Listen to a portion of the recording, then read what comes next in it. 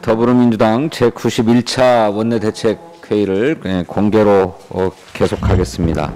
네, 국회 후반기 원구성과 관련하여 국민의힘이 어제 늦게나마 마라톤 협상을 제안해서 일말의 기대를 가졌는데 속내는 계속해서 제자리 뛰기만 고집하겠다는 것이었습니다.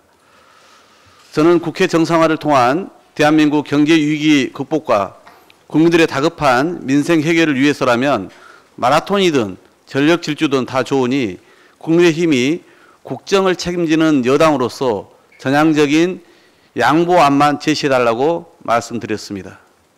하지만 소문난 잔치에 먹을 것 없다고 여야 수석 부대표들이 어제 원구성을 둘러싼 네 번째 협상을 가졌건만 국민의힘은 기존 입장만 반복하거나 오히려 후퇴한 주장까지 펼쳤다고 합니다. 여당으로서 진정성이 있는 해결 의지가 아닌 알리바이성 협상의 모양새만 갖추려는 국민의힘의 무책임함에 매우 실망스럽고 의아할 따름입니다. 수차례 강조했듯이 국회 정상화를 위해서는 여야 간 무너진 신뢰 회복이 급선무이며 이를 위해서는 약속 대 약속의 이행이라는 기본 원칙이 반드시 지켜져야 합니다. 협상은 합의가 지켜질 것이라는 믿음에서 시작되기 때문입니다. 지난번 검찰의 수사권과 기소권 일부 분리안은 국회의장이 중재하고 각 당 의원총회에서 특히 국민의힘 의원총회에서 먼저 추임받아 여야 원내대표와 의장이 직접 서명하여 발표한, 그리고 대통령직 인수위원회조차 당초 존중한다고 했던 우리 국회가 할 수 있는 최고 수준의 합의였습니다. 그런데도 우리 국민과 민주당 국회의장한테 한마디 사과도 없이 일방적으로 합의를 파기한 것도 모자라서 사실 왜곡에 적반하장식으로 책임을 떠넘겼던 국민의힘이야말로 신뢰 회복의 고르디우스 매듭을 풀 유일한 당사자입니다. 자기 권한을 넘어 후반기 원구성까지 약속한 전직 원내대표들의 합의도 법사위원회의 권한남용을 바로잡는다는 전제가 분명히 지켜질 때 약속으로서의 의미가 있는 것입니다. 조속한 국회 정상화 여부는 여야가 합의했던 중대 약속들을 과연 여당인 국민의힘이 먼저 그리고 제대로 지킬지 말지에 전적으로 달려 있습니다. 언제까지 집권 여당으로서의 책무는 망각한 채 전 정부 탓과 야당 공격에만 골몰하면서 자신들의 실책과 부족을 감추기에 급급하려는 것입니까? 거듭 말씀드리지만 부디 국회의장을 먼저 선출해서 시급한 인사청문과 민생입법 처리라도 바로 나서든지 아니면 국민의힘이 약속한 사항을 결자 해지의 자세로 책임있게 이행할지 선택하기 바랍니다. 현재 정부 여당의 경제 위기 대응에 대해 국민 절반이 잘 대처하지 못한다고 평가합니다. 고물가, 고금리 등 경제 지표는 물론 주식시장이 연일 급락하며 국민 불안감은 점점 커지고 있습니다. 경제의 가장 큰 적이 불확실성인 만큼 하루라도 빨리 민생 안정에 나서지 않으면 불안 심리가 또다시 실물 경제에 투영되는 악순환이 반복될 것입니다. 이러한 심각한 경제 상황에서도 근본적으로 대처할 방도가 없다며 무능을 쉽게 고백한 대통령, 철진한 색깔 논쟁과 기획된 검찰 수사로 야당 죽이는 정쟁에만 몰두하는 정권, 소수당 약자, 코스프레와 다수당 발목 잡기 프레임으로 벌써부터 표심만 챙기려는 여당, 이처럼 민생과 경제는 제대로 챙기지 못하면서 얄팍한 정략적 태도로 일관해서는 지금의 난국을 타개할 수 없으며 반드시 국민적 심판을 받게 될 것입니다. 야당의 연이은 양보만 무작정 바라며 시간을 끄는 것은 집권당의 책임지는 자세가 아닙니다. 신뢰 잃은 국회의 정상화와 꽉 막힌 전국의 타개를 위해 국민의힘이 조속히 전향적인 태도로 협상의 장에 나올 것을 거듭 촉구합니다. 오늘도 민주당은 고유가로 고통받는 민생 현장으로 달려갈 계획입니다. 은발의 오줌 누기식 찔끔 대책이 아니라 휘발유와 경유가를 200원 이상 떨어뜨려 국민들이 체감할 수 있도록 관련법 개정을 즉시 추진하겠습니다. 역대 최저 실적을 올리고 있는 정유업계의 고통 분담을 요구하겠습니다. 화물 노동자 안전운임제와 이와 같은 유류세 감면 등 처리가 시급한 민생 입법이 쌓여가고 있는데 여당의 협치 파괴와 민생 외면에 국민의 삶이 더욱 힘들어지고 있습니다. 다시 한번 여당의 결단을 촉구합니다. 윤석열 대통령은 박순애, 김승희 후보자에 대해 인사청문 보고서 재송부 카드를 만지작거릴 것이 아니라 오늘이라도 당장 지명 철회해야 합니다. 첫 단추를 잘못 깨고도 또 똑같은 실수를 반복한 셈인데 당장 바로잡고 국민께 사과할 일입니다.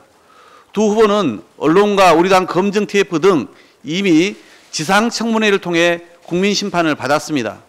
5월 26일 두 후보가 지명된 이후 지금까지 한 달 내내 언론을 장식한 두 후보의 특혜와 비리 의혹은 차고도 넘칩니다. 아직도 후보로 버티는 것이 의아할 정도입니다. 김승희 후보자는 단 한 가지도 있어서는 안 될 비리 의혹이 백화점 수준입니다. 특히 정치자금으로 지출했던 렌터카 보증금과 배우자 차량 보험금 등을 뒤늦게 반납했는데 선관위는 사적 경비 또는 부정한 용도로 지출한 것은 정치자금법 위반이라고 밝혔습니다. 김 후보자는 인사청문 대상이 아니라 명백한 수사 대상입니다. 만취 음주운전의 박순애 부총리 겸 교육부 장관 후보자는 전력 자체로 전국의 교직원과 학생, 학부모들을 모욕하고 있습니다. 자기 논문 표절과 연구실적 부풀리기, 제자 논문 가로채기 등 심각한 연구윤리 위반 의혹들로 교육수장의 자격을 잃었습니다. 최근에는 본인 연구 용역 2건에 남편을 참가시켜 2,800만 원가량의 인건비를 지급한 사실도 새롭게 밝혀졌습니다. 윤석열 대통령은 지명 철회는 물론 부적격 인사를 추천한 검증 라인에 책임을 물어야 합니다. 두 후보자를 앞세워 국회 인사청문회를 요식 행위로 삼으려 한다면 국민이 용납지 않을 것입니다. 하루빨리 제대로 된 인사를 찾아 삼거초려할 것을 촉구합니다. 이상입니다. 네, 요즘 경제 상황을 한마디로 표현하면 산 넘어 산이라 하겠습니다. 지난 3년 동안 전 세계는 코로나라는 큰 산을 겨우 넘어오고 있습니다. 산을 넘는 동안 많은 전 세계 시민과 우리 국민들이 운명을 달리했고 소상공인과 자영업자의 크나큰 고통이 있었습니다. 그러나 산을 하나 겨우 넘었더니 고유가, 고물가, 고금리라는 더 큰 산이 우리 경제 앞을 가로막고 있습니다. 이 산을 피해갈 수 없다면 이 산 또한 손에 손을 맞잡고 넘어가야 할 것입니다. 그런데 20일 윤석열 대통령은 고물가, 고금리 상황에 대해 근본적으로 대처할 방도가 없다고 말했습니다. 연일 주가도 곤두박질 치고 환율도 고공행진하는 와중에 이 같은 대통령의 발언은 국민들을 망연자실케 하고 있습니다. 그런데 정말로 대처할 방법이 없을까요? 오늘 우리 민주당은 민생우선 실천단에서 리터당 2,000원이 넘는 고유가 상황을 점검하고 이를 안정화시킬 방안을 모색하기 위해 주유소 현장과 석유 관련 협회 대표자들과 간담회를 개최합니다. 우선 표 하나 보시겠습니다.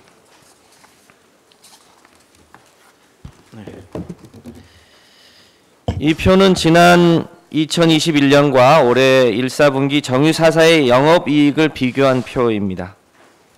표를 보시면 SK이노베이션은 작년에 5,844억 원의 이익에서 올해 1조 6,491억 원으로 무려 1조 647억 원의 이익을 냈습니다. GS칼텍스는 4,486억 원, S오일은 7,028억 원, 현대오일뱅크는 2,917억 원의 이익을 추가로 냈습니다. 이 정유 4사의 올해 1분기 영업이익을 합하면 무려 4,789억 원에 달하고 지난해 1, 4분기와 비교해서도 무려 2조 8억 원의 이익이 늘어났습니다. 서민들은 리터당 2,000원이 넘는 기름값을 감당하지 못해 고통을 받고 있는 사이에 대기업 정유사들은 최대 호황을 누리고 있었던 것입니다. 이런 와중에 정부가 꺼낸 대책은 법인세 인하, 즉 대기업 감세 정책이었습니다. 연간 3천억 이상 이익을 낸 법인의 세금을 25%에서 22%로 낮춰준다는 부자 감세 정책은 대한민국 법인 중 0.01%에만 해당됩니다. 앞서 말씀드린 이 대기업 정유사들에게도 해당됩니다.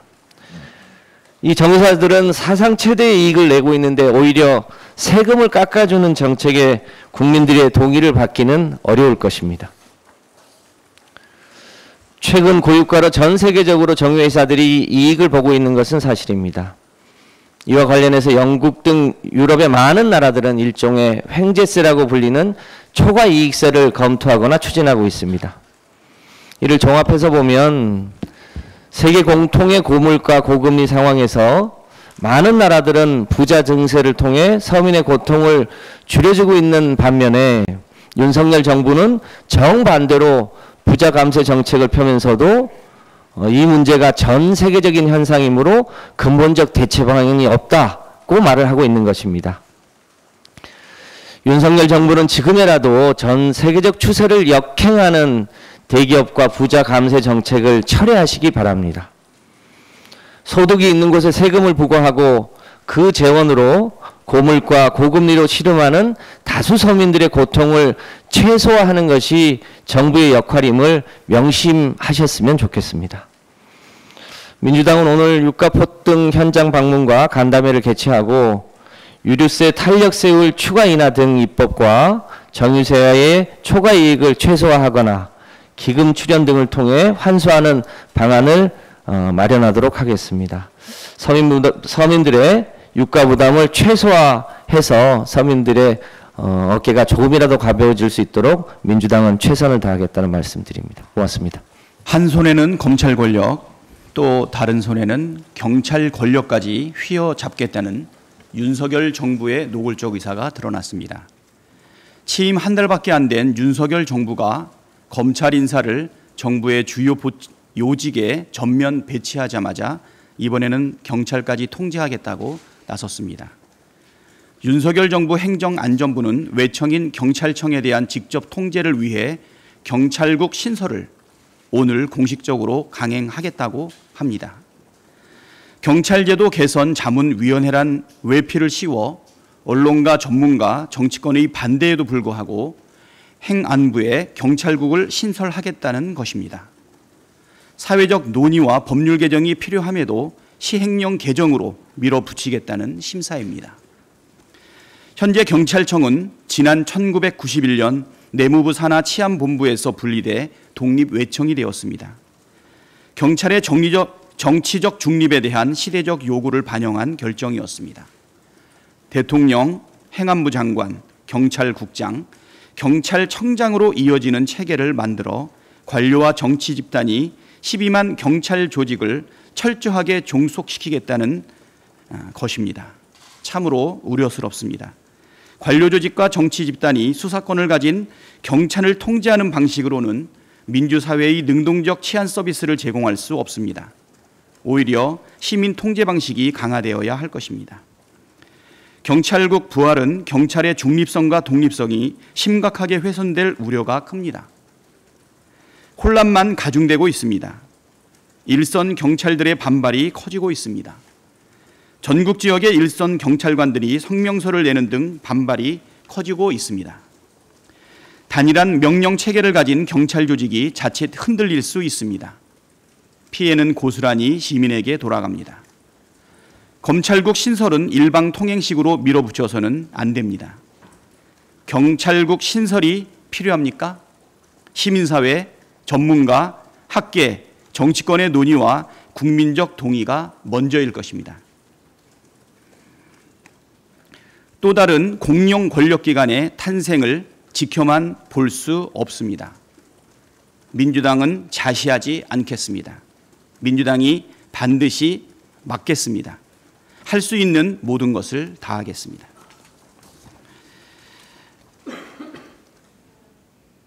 우려가 현실이 됐습니다. 검찰공화국이란 우려가 현실화되고 있습니다. 윤석열 정부에서 전 정권에 대한 수사는 초침 돌아가듯 신속하게 진행되는 반면 온 국민이 궁금해하는 김건희 여사와 그의 가족 관련 수사, 국민의힘 국회의원의 선거법 위반 수사는 시침 돌아가듯 더디게만 진행되고 있습니다. 김건희 여사가 연루된 도이치모터스 주가 조작 의혹 사건을 수사하는 서울중앙지검 반부패 강력수사 2부는 김 여사의 기소 여부를 결정하지 않은 채 6개월째 시간을 보내고 있습니다. 지난해 12월 권오수 전 도이치모터스 회장 등 주요 가담자 14명을 재판에 넘겼는데 김 여사의 처분만 깜깜무소식입니다. 이렇게 더딘 수사는 전례를 찾아보기 힘듭니다. 선거 개입 혐의와 관련해 공수처가 기소 의견으로 검찰에 넘긴 김웅 국민의힘 의원 수사도 공공수사 일부에서 멈췄습니다. 반면 윤석열 검찰은 더불어민주당과 전 정권 인사에게는 속도를 내었습니다. 담당 부장검사가 사표를 냈는데도 수사를 확대하고 있습니다. 취임 한 달 만에 전례 없는 수사는 보복 수사로밖에 볼 수 없습니다. 제19 수사는 시침처럼 느리게, 경쟁 정당 수사는 분침처럼, 아니 초침처럼 빠르게 진행해서는 안 됩니다.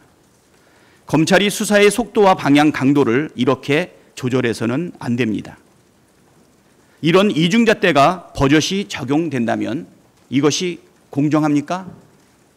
그것은 정치 보복입니다. 계속 이렇게 하면 윤석열 정부는 검찰 정권으로 반드시 기록될 것입니다. 민주당은 윤석열 정부의 정치 보복에 강력히 대응할 것입니다. 이상입니다. 대통령을 처음 해보는 거라 귀를 의심했습니다. 대통령의 입에서 나온 말이었을까? 아닐 거라 생각했지만 사실이었습니다. 대통령의 자리는 수습 사무관 자리가 아닙니다. 대한민국을 이끌어야 할 최고 책임자 자리입니다. 지금 대한민국은 고물가, 고유가, 고금리, 그리고 고환율로 국민들의 고통은 날이 갈수록 심해져 가고 있습니다. 분식집 사장은 튀김가루 가격 상승이 무섭다고 합니다. 직장인은 점심 식사 비용이 부담스럽다고 말합니다. 장바구니는 얼마나 가벼워졌는지요. 매장마다 1인 1병 제한이라는 식용유 판매가 이제 낯설지 않습니다. 이런 상황임에도 대통령은 근본 대책이 없다고 자신 있게 말했다고 어제 언론 속보로 나왔습니다. 대책을 어떻게든 만들어 민생을 챙겨야 하는 것이 대통령의 역할인데도 말입니다. 대통령 부부는 주말마다 위슈머리에 급급하고 있습니다. 특히 김건희 여사의 행보가 눈에 띕니다. 국민들은 누가 대통령인지 모르겠다라는 말을 서슴지 않고 합니다. 윤석열 대통령 부인인 김건희 여사가 최근 광폭 행보로 주목을 받는 가운데 윤 대통령 부부의 멘토 논란이 있었던 천공이 동영상 강의에서 영부인 역할론을 강조한 사실이 언론에 보도되기도 했습니다. 영부인이 바빠져야 국익에 엄청난 길을 열어간다며 정치를 대통령 남자들이 한다고 하지만 그 안의 정치는 영부인이 하는 것이라고 했습니다. 최근 김건희 여사의 행보와 일치하는 그의 말에 소름이 돋습니다. 실제 대통령실은 20일 김 여사는 윤이 일일이 챙기기 어려운 국정사각지대 살필 것이라고 말하기도 했습니다. 더군다나 김건희 여사가 대표이사로 있었던 코바나 콘텐츠에서 일했던 직원이 대통령실에서 근무하고 관저팀으로 이동하는 등 매우 염려스러운 신호들이 보이고 있습니다.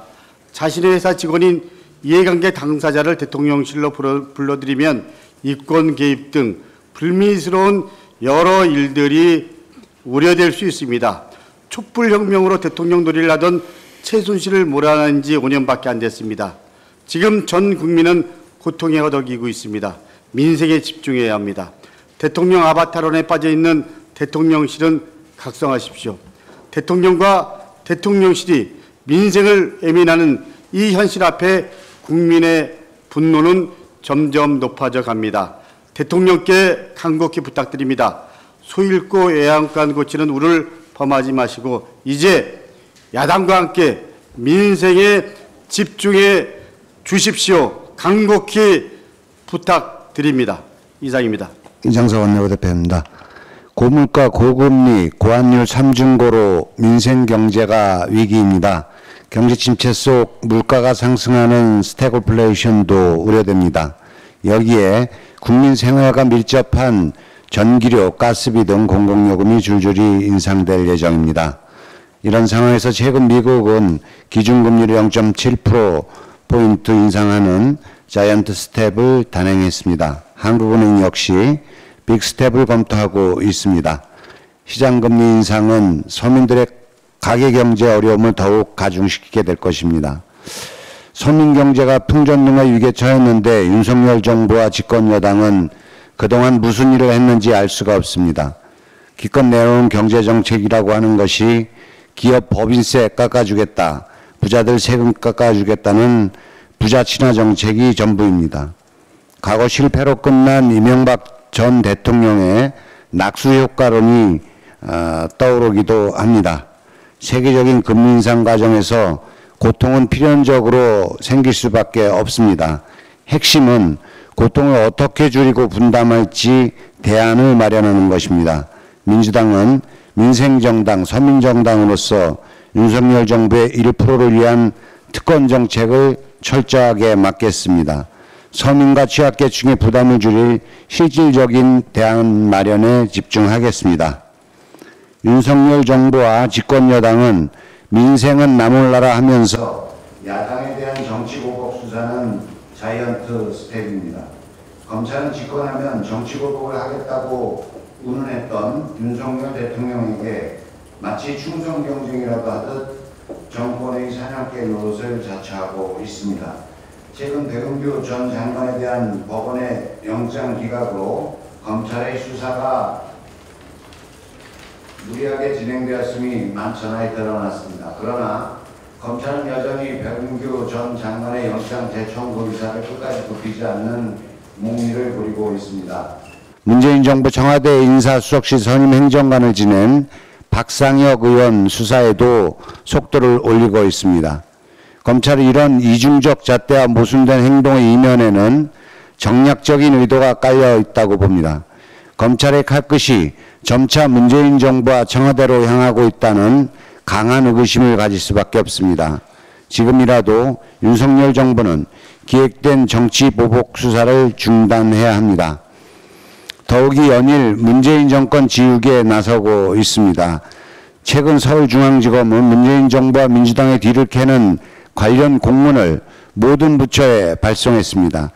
이러한 검찰의 저인망식 보복 수사는 먼지털기식 수사이자 죄가 없어도 죄를 만들겠다는 기획수사에 불과합니다.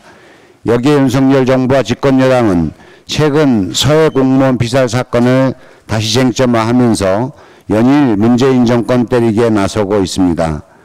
문재인 정부와 민주당이 북한에 굴복한 것으로 이미지를 만들어서 반사 이익을 보겠다는 전형적인 갈라치기 수법입니다. 윤석열 대통령과 집권 여당에 당부합니다. 정치 보복과 전 정권 지우기에만 매달리는 지금과 같은 방식으로는 여야 강대강 대치 국면을 풀 수가 없습니다. 진정으로 경제 위기와 민생 위기를 해결하고자 한다면 하루빨리 국회를 정상화해야 합니다. 윤석열 정부와 집권 여당의 책임 있는 자세를 촉구합니다. 이상입니다. 우선 오늘 직후에 10시 30분에 이 유가 폭등 대책 마련을 위해서 주유소 현장 방문 간담회와 이 간담회를 가질 예정입니다. 이 많은 지금 고유가 상황 속에서 이 국민들의 불편을 또 굉장히 고통을 경감하기 위한 우리 더불어민주당 차원의 이 노력이 있을 것이라는 점을 말씀드리고요. 이 이외에도 이 경제 위기 관련해서 이 원내대책 회의 비공개 회의에서 우리 당 차원의 노력할 수 있는 방안들에 대해 이 많은 논의가 있었고 관련한 민생 우선 실천단 활동을 집중적으로 최선을 다할 준비를 하고 있습니다. 구체적으로 어제도 이 장애인권리보장팀이 발달 중증장애인 청사 분향소를 방문하고 그 가족들의 이제 간담회를 가져서 구체적인 실천 방안들에 대한 이야기를 나누는 자리가 있었고, 오늘도 이 육가폭등 관련한 현장 방문, 그리고 내일은 가계부채 대책팀에서 또 이 서민대출금리 안정화를 위한 이 현장 방문, 이런 이 국민의 삶과 그리고 현재의 민생 고통과 맞닿아 있는 많은 문제들을 해결하기 위한 이 실질적인 노력들을 강의하고 있다는 말씀을 좀 추가적으로 드리고요. 그리고 인사청문 관련해서 이 박순애, 김승의 장관 후보자들의 이 인사청문 요청서가 재송부를 할 것이라는 것에 대해 정부청원에 굉장히 심각한 경고가 있었고, 거기에 대해 오늘은 수주하지 않겠다 이런 뉴스가 뜬 것으로 알고 있습니다. 다행스럽긴 하지만 지명 철회를 해야 될 만큼 함량 미달의 후보자들이기에 단순히 이 시기의 문제는 아니다 라는 점을 분명히 말씀드리고요. 이 원구성 협상 관련해서는 이 원내대표께서 말씀하신 부분을 좀 참고해 주시면 되겠습니다. 그리고 추가적으로 몇몇 언론인분들께서 확인을 하신 것처럼 오늘 오후에 3시에 이 양당 원내 수석부대표 간의 회동이 또다시 예정되어 있습니다. 어제 큰 진전이 없었던 만큼 오늘은 조금 더 진전된 결과를 도출해내기 위해 이 회동을 하는 것이고요. 그 안에서 뭔가 뭐 예측이나 그런 것은 현재로서는 무의미한 입장차가 현격히 심각한 상황이기 때문에 여전히 다만 대화를 이어나갈 의지가 있다는 것만 확인하는 셈이어서 추가적으로 그렇게 오늘 회동이 있다는 점을 말씀드립니다.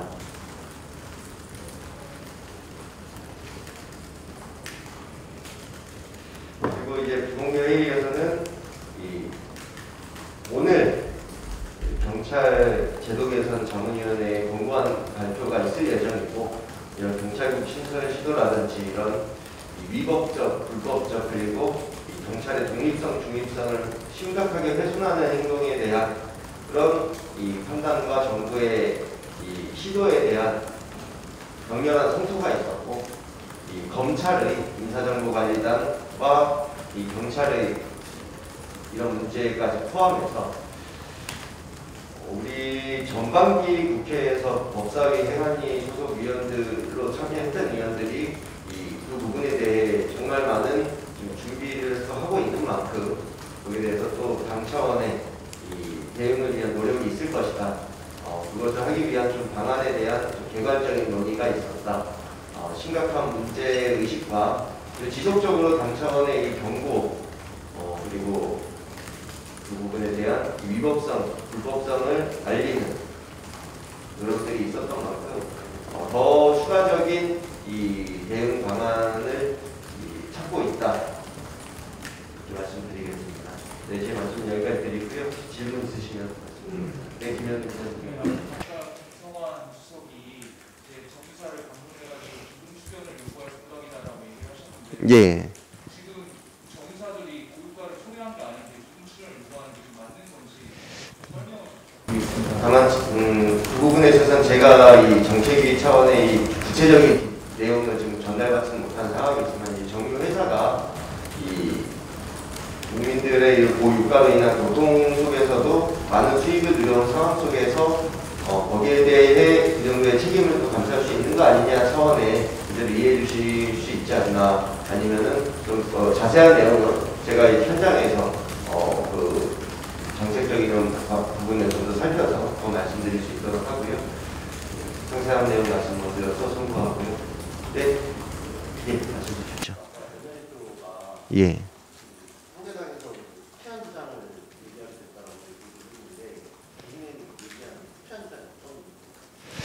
우선 뭐 구체적인 후퇴한 부분을 말씀드린다기보다는 법사위 관련 합의의 기본 전제가 되었던 법사위원회의 정상화, 이 기능 정상화, 이 상원 기능 등의 이런 이 불합리한 법사위의 기능들을 좀 폐지하는 조건으로 당시에 그런 합의가 이루어졌던 것인데, 당시에 이런 입법 노력이 있었습니다만 효과적이지도 실효적이지도 못한 그런 결과 속에서 그 합의를 이행하려면 그 합의의 전제가 먼저 우선 해결되어야 한다. 그 논의를 명확하게 해야 된다. 그런 부분과 또 그 합의가 이루어지려면 이번 합의, 이 검찰 정상화 과정에서의 이 사개특위 등을 비롯해 일방적인 합의를 하기 과정에서 이 위헌 소송이라든지 이렇게 제기한 부분들에 대한 이 철회 이런 것들을 우리가 지속적으로 요구했는데, 그 부분에 대해 오히려 더욱더 그런 것들을 하나도 받아들일 수 없다 하는 식으로 이렇게 태도를 보여왔기에 그렇게 후퇴했다는 그런 표현을 이렇게 하셨다고 보시면 될 것 같고요. 네, 또 질문 있으십니까? 네.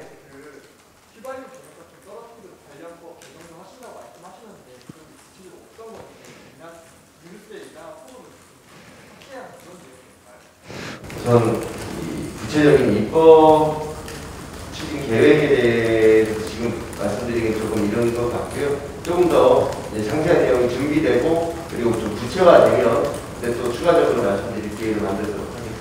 네. 아까 그 휘발유 단가 떨어뜨린다는 게 200원이라고 말씀을 해주셨는데 200원으로 그 대출을 받는 이유가 있나요? 네, 지금 그런 분들께서 이제 정태규 수석님의 말씀에 대해서 질문을 주시는데 제가 답변을 못 드려서 죄송하고요. 제가 확인을 해서 그 부분은 또 전화를 주시면은 말씀을 드릴 수 있도록 하겠습니다. 저 오늘 정부에서 부동산 관련해서 임대차 3법이라든지 월세 세액공제를 발표를 했는데 예. 아무래도 입법도 개정해야 될 사안이 있는 거잖아요. 그 부분에 대해서 문제가 있다면 공유해 주실까요? 우선 이 발표가 되면 그 구체적인 내용들을 살펴서 저희 당 차원에서 지적할 부분은 또 지적을 하고, 그리고 입법이 필요한 부분들에 대해서는 그 부분을 또 살펴서 입법을 위해 국회가 작동해야 되는 부분이 있다면 그 부분도 이런 원구성 협상을 위해 본인들이 그런 일을 하고 싶으면 하루빨리 이렇게 원구성을 할 수 있는 여건을 만들어 달라고 할 수 있습니다. 저희가 이 국민의 이런 고통을 덜기 위한 그런 노력에는 뭐 여야 없이 모두가 함께 노력할 것이지만 그 방향성에 대해서는 좀 내용을 살펴봐야 될 것 같습니다. 원내 상황인지 잘 모르겠는데 그 내일 추가 대응 관련한 당기부가 당에서 발표한다는 얘기가 있었는데 어떤 그 민주당은 뭐그 블랙리스트 산업 블랙리스트라든지 그런 추가 대응 기구가 민주당에 설치될 거라고 지일에 얘기했었는데 그 부분은 이제 내일 또 비상대책위원회 회의가 있으니 그 부분에서 혹시 논의가 있으면 또 추가적인 발표가 있지 않을까 그렇게 말씀드리겠습니다. 그리고 참 아까 질의문이 많이 들어왔었는데요. 오늘 원내 대표 간의 이 회동이 예정됐다고 공지가 나가고, 그러나 민주당의 거절로 불발됐다는 식의 이 상대 정당의 그런 공지와 그런 이런 좀 발표가 있었던 것으로 아는데 이 사실 무근이고요. 애당초 이 원내 수석 부대표 간의 회동으로 합의가 되었던 것이며, 저희가 뭐 일방적인 거절, 일방적인 이 그런 뭔가 원내대표 회동을 거절하고 파기했다거나 뭐 그런 부분은 전혀 사실관계가 다름을 분명히 말씀드립니다.